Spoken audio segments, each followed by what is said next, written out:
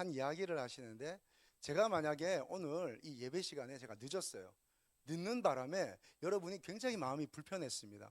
근데 올라와서 제가 이렇게 말하는 거예요. 깔끔하고 양복을 입고 넥타이를 맨 모습으로 이렇게 얘기하는 거예요. 여러분, 저를 이해해 주시기를 바랍니다. 제가 오는 길에 그만 타이어가 펑크가 났지 않았겠습니까? 그래서 거기가 고속도로인 줄 제가 잊어버리고 타이어를 교체하는 과정에서 나사 볼트 하나가 고속도로를 흘러갔습니다. 제가 고속도로인 것을 잊어버린 채 그것을 주우러 도로 한복판으로 들어갔고, 마침 그 볼트를 주워서 일어서는 순간 8톤 트럭이 달려와서 저를 쳤습니다. 제가 30m 밖으로 튕겨져 나갔고요, 아스팔트 위에 그대로 내려앉아서 뒹굴었습니다. 그러는 바람에 제가 늦었습니다 라고 말한다면 여러분 뭐라고 생각하시겠습니까? 라고 얘기했습니다. 두 가지 중에 하나겠죠. 목사님이 거짓말을 하는구나, 아니면 이게 무슨 일인가, 둘 중에 하나겠지요. 그러면서 폴 워셔 목사님이 이렇게 얘기하세요. 여러분, 하나님이 크십니까? 8톤 트럭이 큽니까? 여러분 어떻게 생각하십니까? 8톤 트럭이 큽니까? 아니면 하나님이 크십니까? 비교도 안 되죠. 비교도 안 될 만큼, 8톤 트럭과는 비교도 안 될 만큼 하나님이 더 크십니다. 그러면서 폴 워셔 목사님이 이렇게 얘기합니다. 8톤 트럭에 부딪혀도 사람에게는 어떤 징후가 나타나는데, 더 크신 하나님과 부딪혔는데 아무런 일이 일어나지 않는다? 그것은 부딪힘이 없거나 만남이 없거나, 아니면 그 만났다고 하는, 내가 하나님을 만났다고 하는 그 믿음이라는 것이 가짜가 아니겠는가, 그렇게 얘기를 합니다.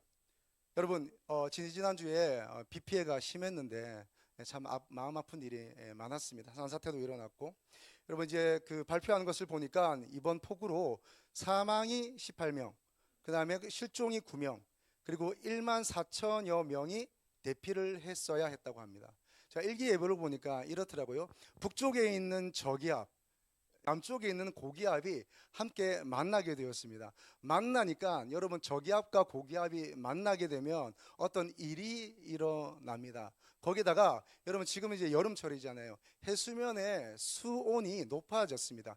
다시 말하면 저기압과 고기압이 만났을 때 전선이 일어나는데, 거기에서 바다에 있는 따뜻한 물이 수증기로 급격하게 올라오는 겁니다. 그러면 그 바람이 불면서 우리 한반도 쪽으로, 특별히 서해안 지역으로 올라오게 되는 거죠. 그래서 급격히 구름들이 많아지면서 그 구름이 그냥 일반적인 구름이 아니라 아주 높은 구름이 형성되면서 그냥 이 한반도 서쪽 지역에 비를 쏟아붓는 겁니다. 여러분, 하나님이 크십니까? 아니면 저기압과 고기압이 큽니까? 저기압과 고기압을 만드신, 그 구름을 만드신, 비가 오게도 하시고 비가 멈추게도 하시는 그 하나님이 더 큰 것 아니겠습니까? 여러분, 우리는 하나님을 만난 줄로 믿습니다. 그렇다면 우리에게는 그 크신 하나님을 만난 흔적, 그 흔적, 그리고 그 역사, 그 변화가 우리 가운데 일어나야 되는 것이죠. 여러분, 이스라엘 백성이 이집트 땅에 있다가 애굽에서 나오게 되었습니다. 나올 때 어떻게 나온지 아시죠? 뭐 10가지 재앙이 있었지만, 그러나 마지막에 그 임방과 설주에 무슨 피를 발랐습니까? 어린 양의 피를 발라서 그 피가 죽음의 영이 넘어가게 함으로 말미암아 그들이 출애굽, 이집트에서 탈출하게 되었습니다. 그 홍해를 지나는 것을 고린도전서에서 바울은 세례를 받는 것이라고 얘기했습니다. 자, 이제 우리가 악한 세대에서 말미암아 하나님 은혜로 구원을 받았습니다. 그리고 세례를 받습니다. 그리고 이 세례를 받은 이스라엘 백성을 하나님이 어디로 인도하세요? 시내산으로 인도하세요. 그 시내 광야로 인도하십니다. 그 광야, 그 시내, 여러분, 그 시내산은 우리가 이 주변에서 볼 수 있는 이런 아름다운 그런 나무와 풀이 있는 산이 아니에요. 그냥 돌산입니다. 돌산. 그 돌산에 이스라엘 백성들을 딱 데려다 놓고, 거기서 하나님이 뭘 주셨어요? 두 가지를 주셨어요. 하나는 성막을 주십니다. 하나는 율법 계명을 주시죠. 여러분, 자 보세요. 하나님이 이렇게 하셨으면 어땠을까요? 이스라엘 백성이 이집트에서 열심히 노동하며 수고하며 하나님 막 기도하는데, 하나님이 갑자기 모세를 보내서 두 돌판을 주시는 거예요. 그 계명을 주시고, 그 계명에 이어지는 613가지의 율법을 이스라엘 사람들에게 주는 거예요. 자, 여러분 제가 가정에서 말씀드린 겁니다. 여러분 저를 너무 믿으시기 때문에 이게 또 성경에 있나 이집트에 있는 사람에게 계명을 먼저 주고 613가지의 율법을 줘서 이것을 잘 지키는 사람만 내가 선착순으로 60만 명만 내가 구원하겠다. 그렇게 했으면 여러분 그 율법을 완전히 지켜서 거기서 애굽에서 탈출할 수 있는 사람이 몇 명이나 될까요? 두 번째 질문입니다. 여러분 자신은 자신 있으십니까? 여러분 어떠세요? 할 수 없습니다, 여러분. 여러분 그 율법을 어떻게 다 지킵니까? 그 계명을 어떻게 다 지킬 수가 있겠습니까? 그래서 하나님은 어떻게 선택하셨어요?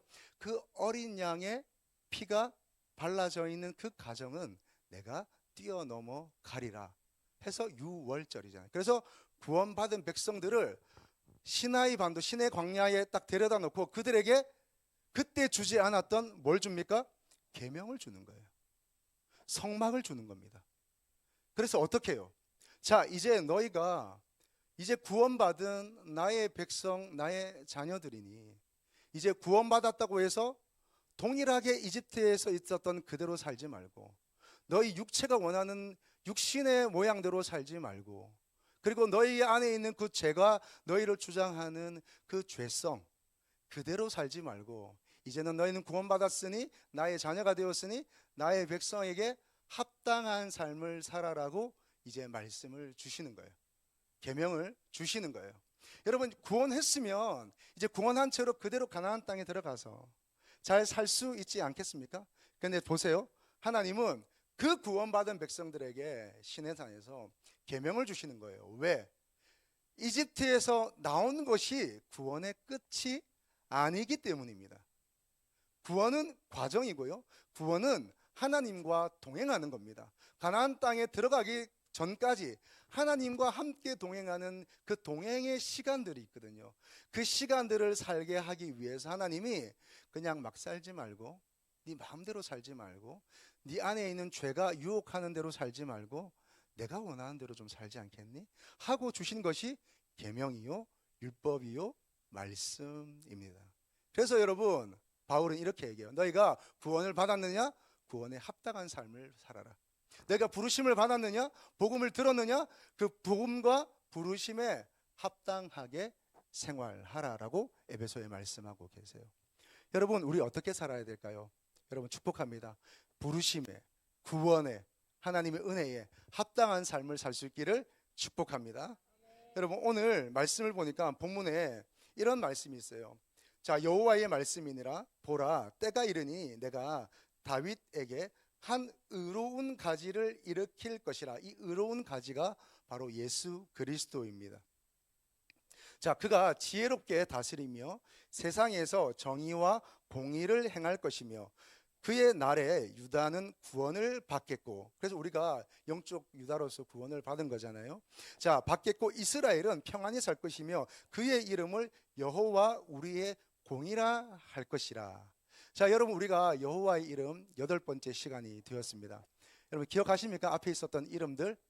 여러분 혹시나 다 기억하지 못하더라도 그것은 하나님의 성품과 연결이 되는 거예요.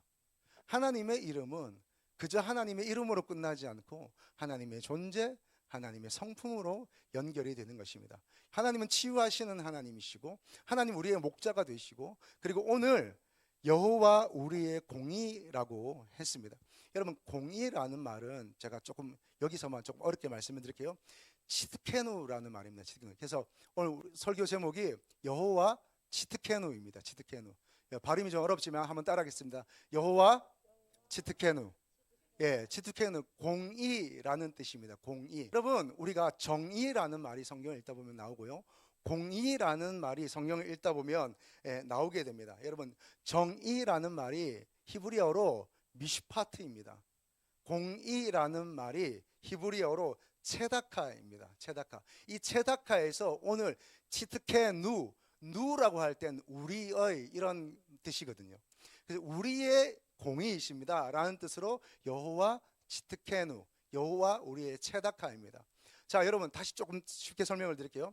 여러분 정의가 미슈파트이고 공의가 체다카인데, 우리가 공의와 정의를 좀 쉽게 알기가 좀 어려워요. 제가 쉽게 설명을 드릴게요. 여러분, 정의가 있고요, 공의가 있어요. 정의라는 것은 뭐냐면 내가 그렇게 살아야 하는 겁니다. 또 다시 말하면 정의란 죄를 지었으면 그 죄에 응당한 대가를 지불하는 게 정의입니다. 이해되시겠죠? 말하자면 동해보복법. 그러니까 눈에는 눈, 이에는 이, 그런 것이죠. 그런 것이 정의입니다. 죄를 지었으면 그 죄에 응당한 대가를 치르는 것, 그런 것입니다. 자, 공의는 뭐냐면 긍휼, 자비, 사랑, 이런 거예요. 그럼 부모님이 자녀를 늘 정의롭게만 대하지 않잖아요. 네가 그 잘못을 했으니까 무조건 그 값을 치러. 그게 아니라 부모님은 항상 그것을 넘어서는 사랑으로 사람들을 대하는 것이잖아요. 여러분, 그런 것입니다. 정의는 죄를 지었을 때 그 죄의 대가를 치르는 것이고, 공의라는 것은 하나님의 자비와 긍휼하심입니다. 여러분, 십자가는요, 이 하나님의 정의와 하나님의 공의가 만나는 장소입니다. 우리는 죄를 지었기 때문에, 우리는 죄인이기 때문에 응당 그 대가를 치러야 합니다. 그러나 하나님의 공의가 우리 대신 그 아들 예수 그리스도를 이 땅에 보내셔서 우리를 대신하여 십자가에 달려 죽으심으로 말미암아 우리가 받아야 할 그 정의의 대가를 하나님의 공의로 대신 지불하신 거예요. 이게 십자가입니다, 여러분. 그래서 우리의 공의, 우리의 정의는 바로 예수 그리스도입니다. 여러분, 이 예수님을 만나는 사람은 어떻게 될까요? 변화되게 되어 있습니다. 우리가 삭개오를 잘 아는데요, 삭개오는 예수님을 너무 보고 싶었습니다. 그래서 그가 사는 여리고에서 예수님이 온다는 소식을 들었어요. 그 예수님이 온다는 소식을 듣고 그는 예수님을 보고 싶어서 너무나 기다렸습니다. 이 사람은 세리였잖아요. 세리로서 많은 사람들의 재산을 갈취했던 사람이었습니다. 그런데 예수님이 온다는 소식을 듣고 너무 기다렸어요. 왜 기다렸을까요? 그에게는 갈망이 있는 거죠. 내 모든 죄, 내 이 모든 연약함, 내 이 삶을 청산하고 나를 새롭게 해주실 그분을 내가 너무 만나고 싶은 거예요. 그래서 삭개오는 예수님을 기다렸습니다. 그런데 이미 와 있는 사람들이 인산인해로 인해서 예수님을 만날 수가 없는 거예요. 볼 수가 없는 거예요. 그래서 그는 어떤 나무로 올라가게 됩니다. 나무로 올라가서 예수님을 보고 있는데 그 나무를 지나가시다가 예수님이 그의 이름을 부르며 삭개오야 내려오라, 그렇게 말했습니다. 그리고 그의 집으로 갔습니다. 집으로 갔더니 이가 하는 말이 뭡니까? 예수님, 제가 누구의 재산을 토색한 것, 빼앗은 것 있으면 4배로 갚겠습니다 라고 얘기를 했습니다. 4배로. 여러분, 이건 이제 율법에 의한 건데요, 남의 것을 토색하면 4배로 갚게 되어 있습니다. 제가 4배로 갚겠습니다 라고 자신의 재산을 꺼내서 가난한 자들에게 주겠습니다 라고 얘기했을 때 예수님이 뭐라고 말씀하시냐면, 구원이 이 집에도 이르렀으니 이도 아브라함의 자손이니라 라고 말씀을 하십니다. 여러분, 삭개오는 예수님을 만났습니다. 그 예수님을 만나고 나서 자기가 세리로서 하던 짓 그대로 계속해서 ing 하는 게 아니라, 그는 예수님을 만나는 순간, 예수님을 자기의 집으로 영접하는 순간, 그의 마음의 집으로 영접하는 순간 그는 결단했어요. 어떻게 해요? 내 과거의 모든 삶을 청산하리라, 정리하리라. 그리고 내 모든 잘못된 삶을 바로 돌이켜서 하나님 앞에서 내가 정의로운 삶을 살아가리라 결단했습니다. 여러분, 성경에 그 뒷이야기는 나오지 않지만 여러분, 아마 삭개오는 정말 그의 삶을 돌이켜서 다시 올바르고 깨끗하고 빛된 삶을 살아갔을 거라 저는 믿습니다. 여러분, 예수님을 만나면 변화되게 되어 있습니다. 예수님을 만나면 그 예수님의 은혜와 성품이 자기에게 들어오게 되어 있습니다. 예수님을 만나면 예수님의 영이신 그리스도의 영, 성령이 우리 안으로 들어와서 성령께서 이끄시고 말씀이신 예수 그리스도가 우리 안에 들어와서 그 말씀이 우리의 삶을 이끌어가게 되어 있어요. 믿으시죠, 여러분? 아멘이시죠? 여러분, 그 말씀이 우리를 이끌어가는 거예요. 이게 예수 믿는 사람의 삶이 되는 것입니다. 자, 다시 정리하여 말씀을 드립니다. 하나님의 공의, 예수 그리스도의 정의가 우리 가운데 들어오게 되면 우리가 그 십자가에서 실현된 하나님의 정의와 공의를 우리가 믿음으로 받아들이고 그 십자가에서 죽으신 우리 주 예수 그리스도를 나의 주, 나의 하나님으로, 나의 마음으로, 내 가정의 주인으로 내가 받아들인다면 여러분, 우리 안에는 하나님의 성품이 부어지는 줄로 믿습니다. 하나님의 말씀이 부어져요. 성령이 부어져요. 그래서 과거와 똑같이 살지 않고요, 내 마음대로 살지 않고, 내 육신이 원하는 대로 살지 않고, 세상에 들리는 대로, 나를 유혹하는 대로 살지 않고 하나님의 말씀을 따라 살게 되는 것입니다. 할렐루야. 여러분, 어떤 일이 일어날까요? 첫 번째는요, 죄가 싫어지고 여러분, 죄에서 돌이키게 됩니다. 죄가 싫어지고 죄에서 돌이키게 됩니다. 갈라디아서 5장 24절 말씀 같이 읽겠습니다. 그리스도 예수의 사람들은 육체와 함께 그 정욕과 탐심을 십자가에 못 박았느니라. 아멘. 데살로니가전서 4장 3절도 같이 읽겠습니다. 하나님의 뜻은 이것이니 너희의 거룩함이라 곧 음란을 버리고. 아멘. 예수님을 만난 사람에게는 특징이 생깁니다. 예수님을 만난 사람에게는 징후가 생깁니다. 예수님을 만난 사람은요, 예수님의 흔적이 생기게 됩니다. 그래서 바울은 이렇게 얘기하죠. 내가 예수의 흔적을 가졌노라. 여러분, 예수님을 만난 사람은 그 안에 예수님의 흔적이, 예수님의 징후가, 예수님의 특징이 나타나게 되어 있어요. 그 중요한 특징 중에 하나는 죄가 싫어지는 겁니다. 그럼에도 불구하고 연약해서 죄를 지을 수도 있습니다. 그러나 예수 그리스도를 정말로 인격적으로, 기적적으로 만난 사람은 어떻게 되느냐? 그 죄에서 돌이킵니다. 자, 예수를 만난 사람은 죄가 싫어지고, 그리고 뿐만 아니라 죄를 지었을지라도 그 죄에서 돌이키게 되는 것이죠. 여러분, 그렇습니다. 여러분, 이것이 바로 예수님을 만난 사람들의 징후입니다. 여러분, 우리 한국에 조선시대에 복음이 전해졌을 때에 하디 선교사님이라는 분이 계셨어요. 그 하디 선교사님은 1890년도에 이 땅에 들어오셨는데요, 토론토 의과대학을 졸업하셨어요. 토론토, 지금도 토론토 대학은 대단한 대학인데 그 토론토 대학에서 졸업하고, 의과대학을 졸업하고 이 조선에 불모지로 왔습니다. 그래서 의수를 통해서도 선교하고, 그러나 이제 목사 안수를 받고 이제 복음을 전하기 시작했습니다. 근데 이제 이게 잘 되지 않는 거예요. 그러다가 목사님들끼리 모이고 또 장로님들끼리 모여서 함께 수련회를 하는데 하나님이 이 하디 선교사님 마음에 이렇게 말씀하신 거예요. 네가 저 앞에 나아가서 네가 지은 죄를 고백해라고 얘기하는 거예요. 하나님, 그렇게 할 수 없습니다. 제 모든 죄를 다 드러내면 이들이 저를 조롱할 겁니다. 아니, 네가 네 죄를 가지고 저 앞으로 나가서 여기 모인 사람들 앞에서 네 죄를 회개하라 라고 얘기했습니다. 할 수 없이 순종했습니다. 나가서, 여러분, 저는 이런 잘못을 했고 이런 죄를 지었고, 그리고 여러분, 저는 이 조선에 와서 선교가 되지 않는 것은 이 조선 사람들의 미개함 때문이고, 그리고 나는 이 사람들을 미워했습니다. 하나님은 사랑하라고 말씀하셨지만 나는 당신들을 사랑하지 않았습니다. 그래서 선교의 역사는 일어나지 않았습니다. 저를 용서해 주십시오. 저를 위해서 기도해 주십시오 라고 자신의 죄를 그 앞에 아뢰었습니다. 그런데요, 그 순간 성령이 위에서 임한 거예요. 이분이 그 모든 회중 앞에서 무릎을 꿇었습니다. 무릎을 꿇고 눈물을 흘리며 내 죄를 고백한다고. 여러분, 그랬더니요, 놀라운 일이 생겼습니다. 이 하디 선교사님을 이어서 다른 사람도 올라와서 저도 이런 죄를 지었습니다. 저도 이렇게 했습니다. 저는 저희 누구의 돈을 가지고 갈취했습니다. 전 누구의 임금을 주지 않았습니다 하면서 자기의 죄를 막 고백하는 거예요.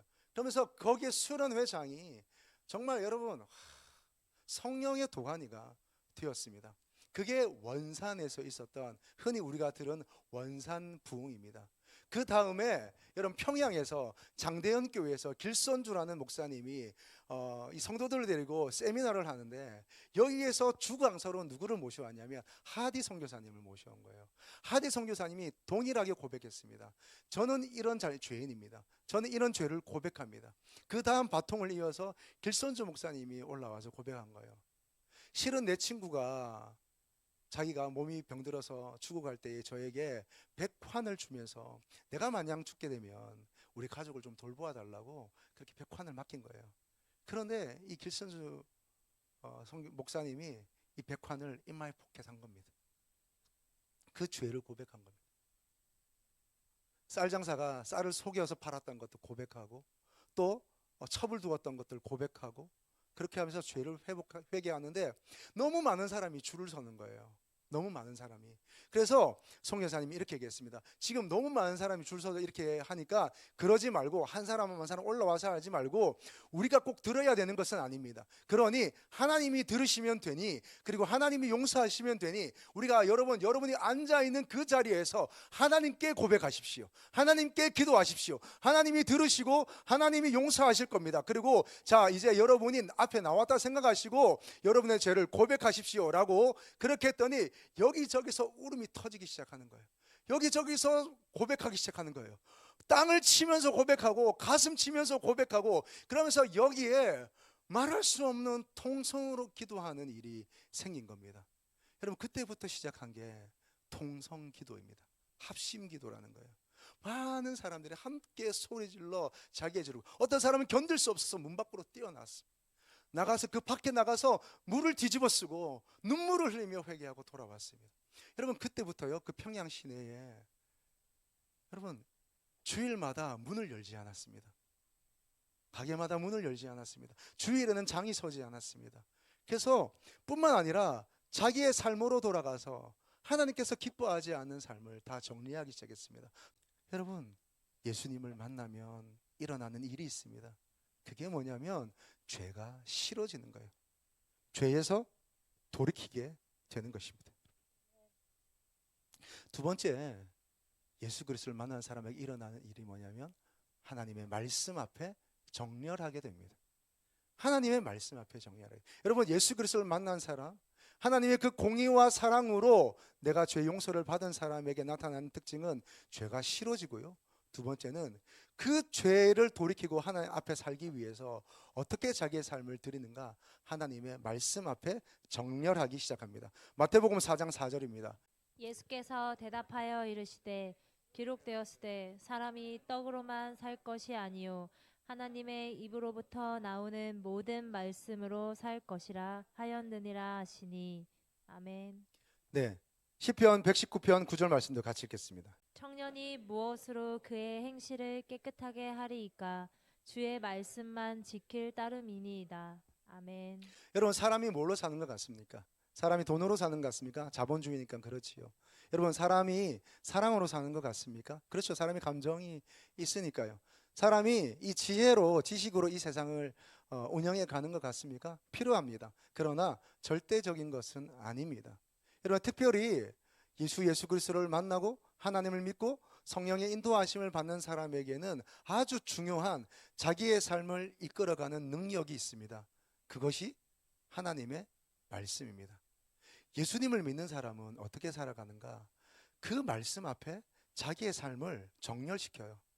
그리고 그 말씀이 나를 이끌고 가게 합니다. 이런 청년이 무엇으로 그 행실을 깨끗게 하리까? 주의 말씀만 지킬 따름입니다. 여러분, 우리가 예수 그리스도를 믿을 때에 예수님의 보혈로 우리는 씻겨졌습니다.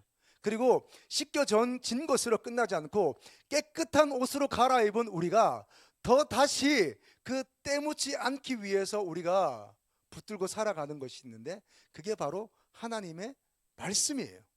하나님의 말씀. 여러분, 예수 그리스도를 믿고 하나님께 순종하며 나아가는 자는 무엇이 이끌어가는가? 하나님의 말씀이 그를 이끌어가는 거예요.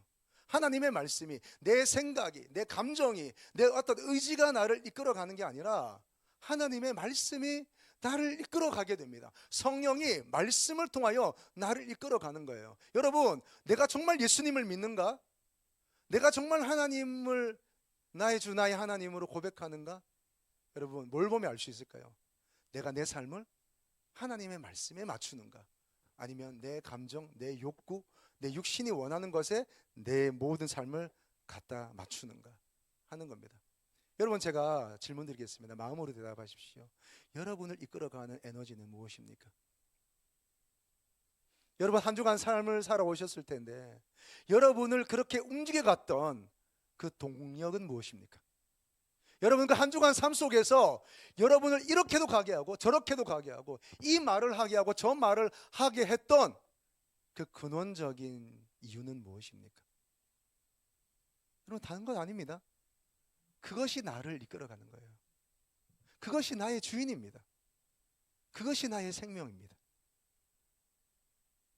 여러분, 예수 그리스도를 믿는 사람은 말씀이 나를 이끌어가게 되어 있습니다. 그래서 말씀을 읽는 것이죠. 그래서 말씀을 듣는 것입니다. 그래서 말씀을 묵상하는 것입니다. 때론 말씀을 연구하고요. 그리고 그 말씀을 하나님 앞에서 내가 그것을 생명의 말씀으로 받아들이고 내 영의 양식으로 받아들이고 그 말씀을 따라가는 겁니다.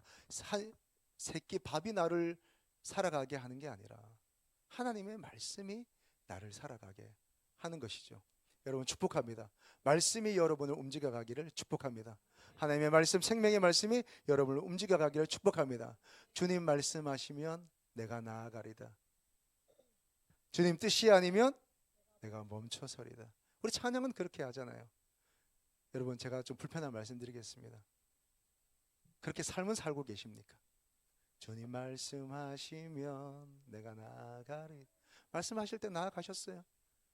주님 뜻이 아니면 내가 멈춰서리다. 주님 뜻이 아닌데 멈춰서셨어요? 주님 뜻이 아닌데도 꾸역꾸역 그렇게 가잖아요. 여러분, 예수 만난 흔적이 저와 여러분에게 분명하기를 축복합니다.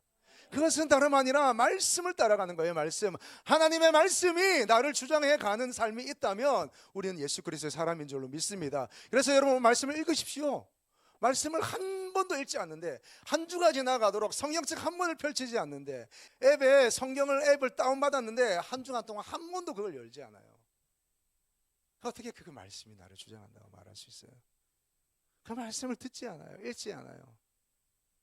그냥 주일날 예배드리면서 목사님 통해서 듣는 설교, 그게 말씀의 전부인 거예요. 내 스스로 영의 양식을 먹지 않아요. 새끼 밥은 잘 챙겨 먹고 야식도 먹는데 하나님의 말씀은 나와 상관이 없어요. 여러분, 우리는 예수님을 만난 사람인 줄로 믿습니다. 그렇다면 진짜 하나님의 말씀의 흔적, 말씀이 저와 여러분을 주장할 수 있기를 축복합니다. 세 번째는요, 하나님의 나라와 의를 위해서 살게 될 수밖에 없습니다. 여러분, 하나님을 만난 사람, 예수 그리스도를 만난 사람, 예수 그리스도의 십자가와 공의를 내 삶으로 가져와서 영접하고 받아들인 사람은요, 하나님 나라와 의를 위해서 살아가게 되어 있어요. 죄를 싫어하고 죄에서 돌이키고, 그래서 자신의 삶을, 자신의 마음을 하나님의 말씀 앞에 정렬하고, 그리고 뿐만 아니라 더 적극적으로 나아가서 나의 나라, 나의 삶이 아니라 하나님의 나라와 하나님의 의를 위하여서 그 걸음을 걸어가게 되어 있습니다. 여러분, 사람이 연약한지라, 그렇죠, 자기를 위해서 살 수밖에 없습니다. 사람은 다 이기적입니다. 여러분, 죄가 있다는 것은 다 이기적인 삶을 살아가는 것이죠. 그럼에도 불구하고 정말 하나님의 그 만난 흔적이 있는 사람들은, 예수님의 공의와 예수님의 사랑이 그 가운데 부어진 사람은 하나님 나라를 위해서 그 걸음들을 걸어갈 수밖에 없습니다. 마태복음 6장 33절의 말씀입니다. 그런즉 너희는 먼저 그의 나라와 그의 의를 구하라.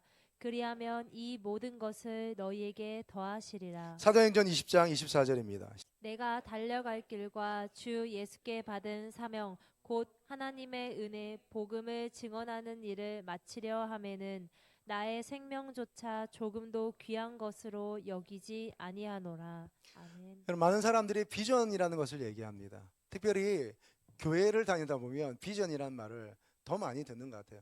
교회마다 요즘은 비전 없는 교회가 없습니다. 우리 교회도 비전이 있잖아요, 그죠? 레디라는 말로 이렇게 5가지 비전이 우리에게 있습니다.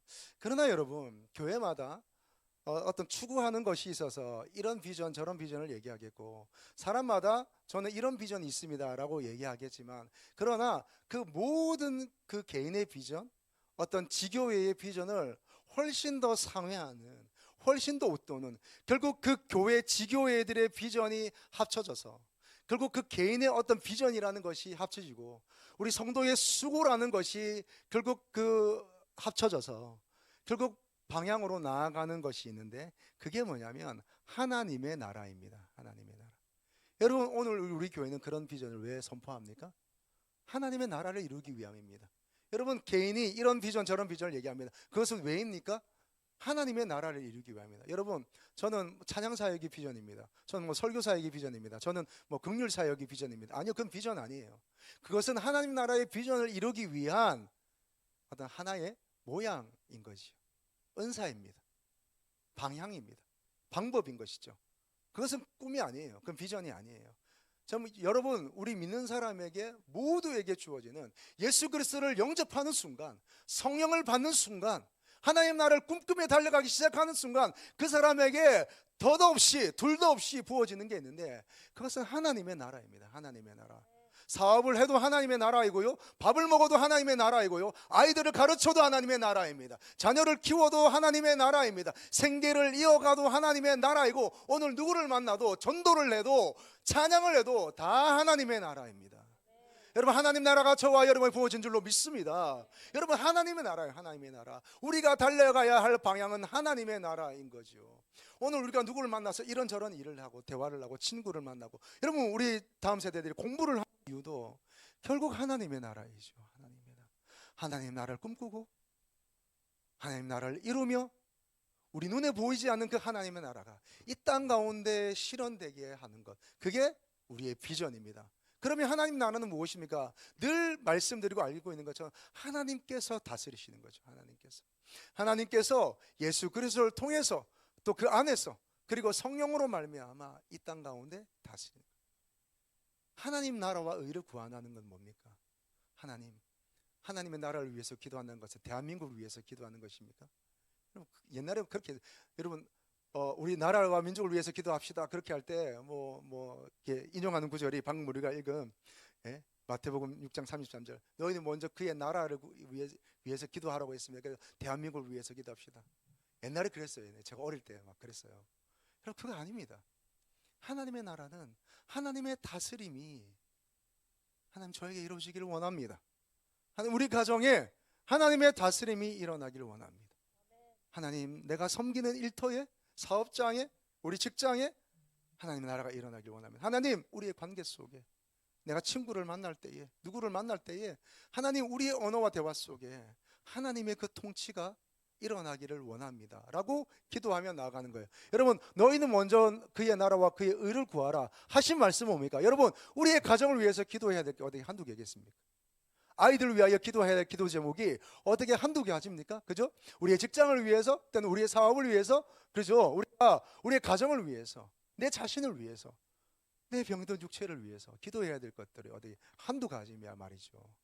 그러나 그의 나라와 그의 의를 먼저 구하라는 것은, 하나님, 제가 이것도 필요하고 저것도 필요하고, 하나님, 우리 아이들 이렇게 하고 있는데 이건 아닌 것 같습니다, 돌이켜 주십시오라는 기도를 하기 전에 하나님의 다스리심이 저에게 있기를 원합니다. 하나님의 다스림이 우리의 가정에, 우리의 일터에 하나님 있기를 원합니다. 하나님, 제가 오늘 누구 만나러 가는데요, 하나님 다스려 주십시오. 하나님, 내가 오늘 집 가서 제가 이 말을 해야 되는데, 하나님, 내 말이 중요한 게 아니라 하나님이 내 입술을 다스려 주셔서 하나님이 원하시는 말을 하게 해 주십시오. 이게 하나님 나라와 하나님의 의를 구하는 거예요. 하나님이 우리 아이들을 다스려 주시고, 하나님께서 우리 아이들을 양육하여 주셔서 내 인간됨이 내 어떤 목표와 방향이 아이들을 이렇게 만들어가는 게 아니라, 하나님, 우리 아이들을 다스려 주십시오. 하나님, 우리 아이들을 양육해 주십시오. 저의 이 육신의 부모의 그릇 때문이 아니라 하나님께서 우리 아이들을 만져주시기를 원합니다. 하나님, 제가 이런 사업을 시작했습니다. 하나님, 내 사업이 아니라 하나님께서 다스리시는 그 사업 되기를 원합니다 라고 기도하는 것이죠.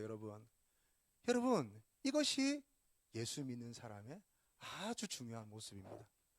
내가 예수님을 만났다면, 그 하나님의 공의가 나에게 부어졌다면, 죄에서 돌이키고 또 혹 죄를 지었을지라도 다시 주님께로 돌아오게 되며, 뿐만 아니라 자신의 삶을 더 이상 죄 가운데 내어버리지 않고 하나님의 말씀 앞에 정렬하고 그 말씀으로 말미암아 하나님 나라와 의라는 비전을 향해서 달려가는 사람들이 바로 하나님의 공의를 덧입은 사람들인 줄로 믿습니다. 여러분, 이런 삶이 저와 여러분 가운데 더 확장되기를 축복합니다. 이미 여러분, 제가 다 할 수 없지만, 그러나 제가 믿음으로 선포합니다. 여러분, 하나님의 성령의 도장이 여러분의 그 심령에 꽝꽝꽝 찍혀 있는 줄로 믿습니다. 저는 그렇게 믿겠습니다. 저는 그렇게 선포합니다. 그렇다면 이제 우리가 다가가야 할 길은 무엇입니까? 나가야 할 길은 무엇입니까? 여전히 죄 가운데 살지 않고 죄에서 돌이키세요. 그 삶에서 돌이키는 겁니다. 그리고 다시 한번 하나님의 말씀 앞에 자신을 정면하는 겁니다. 여러분, 성령 받았다는 것은 죄를 안 짓는 것이 아니라 죄를 짓지만 내 안에 연약함이 있지만, 성령 받은 내가 안에 여전히 음란함이 있어요. 성령 받은 내가 여전히 거짓이 있어요. 성령 받은 내가 여전히 사람을 미워하고 그 저기가, 들끓는 저기가 칼로 찌르지 않았을 뿐이지 내 안에 살인의 유혹이 있습니다. 성령 받은 내가 여전히 연약합니다. 그러나 예수 그리스도를 믿고 성령을 받고 하나님을 향하여 달려가는 사람의 그 중요한 일은 무엇입니까? 성령의 음성을 듣는 것입니다. 오늘 여전히 연약함 가운데 있지만, 죄 가운데 있지만, 그 연약함 가운데서도 하나님의 말씀이 내 가운데 들려져서 그 말씀이 나를 다시 돌이키는 거예요. 할렐루야. 그 은혜가 있기를 축복합니다. 여러분, 다니엘 5장 26절 28절 말씀 같이 읽겠습니다. 그 글을 해석하건대 매네는 하나님이 이미 왕의 나라의 시대를 세워서 그것을 끝나게 하셨다 함이요, 데겔은 왕을 저울에 달아보니 부족함이 보였다 함이요, 베레스는 왕의 나라가 나뉘어서 메대와 바사 사람에게 준 바 되었다 함이니이다 하니. 아멘. 여러분, 바벨론이 고대 근동을 지배하고 통치하고 그러니까 그들에게 왕권을 이어가고 있었습니다. 그런데 어느 날 벨사살이라는 왕이 그 이스라엘 성전에서 가져온 성전 기구들을 가지고 부어라 마셔라 하면서 즐기고 있었습니다. 그런데 그때 하나님의 심판이 문 앞에 다다르게 된 거예요. 여러분, 역사적으로는 그렇게 지금 성경에 나와 있는 이 벨사살이 성전에서 가져온 그 기구를 가지고 부어라 마셔라 하고 있는 순간, 지금 메대와 바사, 페르시아의 군대가 지금 와서 성문에 다다라서 전쟁을 일으키고 있는 거예요. 그때에 여러분, 지난번에 우리가 바이블 프로젝트 할 때 말씀드린 것처럼 그 분문, 그 오물이 내려가는 그 문틀을 통해서 그 군대가 안으로 진입하게 됩니다.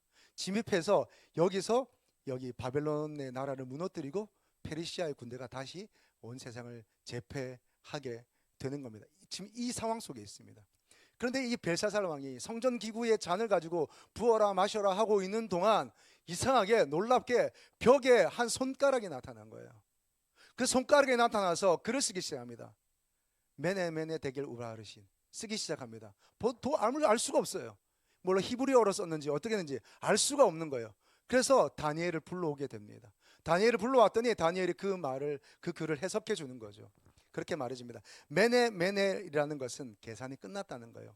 여러분, 메네라는 말은 계산하다라는 뜻입니다. 근데 메네라는 말이 두 번 있잖아요. 메네 두 번 말하는 것은 확정입니다. 여러분, 성경에서 두 번 말하는 것은 확정이에요. 세 번 말하는 것은 더할 나위도 없지요. 확정이었습니다. 계산 끝났다는 겁니다. 두 번째요, 데칼이라는 말은 저울에 달다라는 겁니다.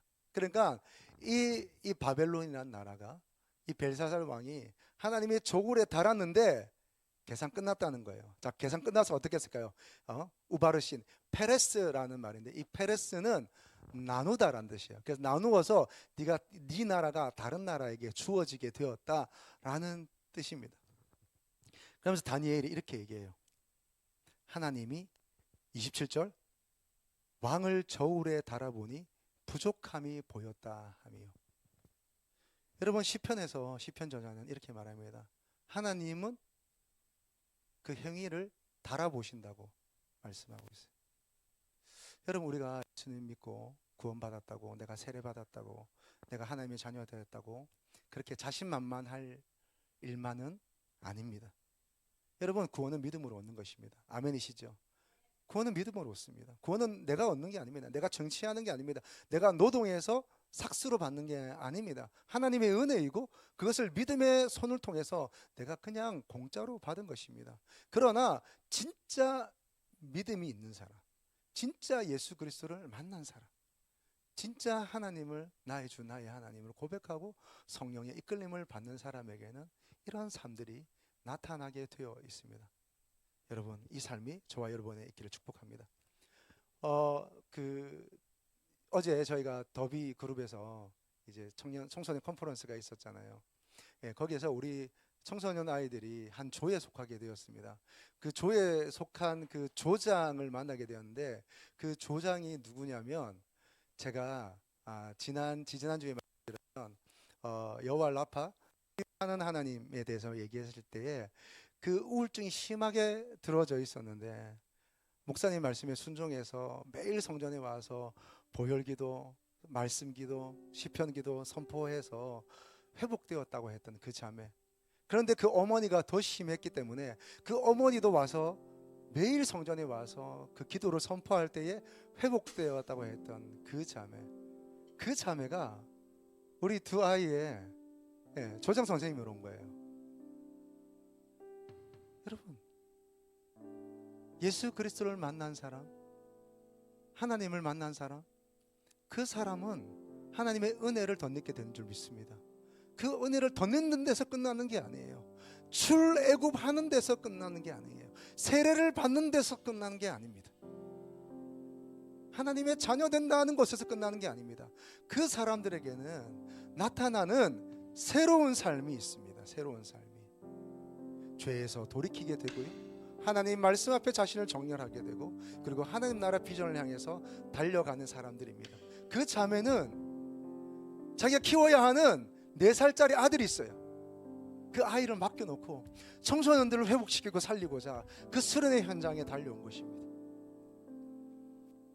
여러분, 불편한 질문 드립니다. 저와 여러분은 어떤 삶을 살고 있습니까? 여러분, 부족하지만 여러분 축복합니다. 하나님께서 저와 여러분의 삶을 계속해서 이 길로 인도하고 계신 줄로 믿습니다. 반응하세요. 반응하세요. 하나님은 우리를 그렇게 인도하고 계세요. 하나님의 공의로, 하나님의 정의로, 더 회복된 삶으로 우리를 인도하고 계세요. 여러분, 반응하십시다. 할렐루야. 반응하는 겁니다. 손 내미는 겁니다. 그 손 잡고 나가면 됩니다. 여러분, 내가 걷는 게 아니라 그 손 잡으면 걸어가게 됩니다. 죄에서 돌이키는 게 아니라 예수 그리스도의 손을 잡으면 그 죄에서 멀어지게 되는 거죠. 정말 예수님의 손을 잡으면, 예수님이 하시는 그 말씀에 내가 귀를 기울이게 되지요.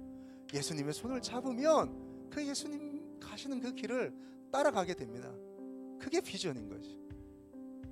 여러분, 그 은혜가 저와 있기를 축복합니다.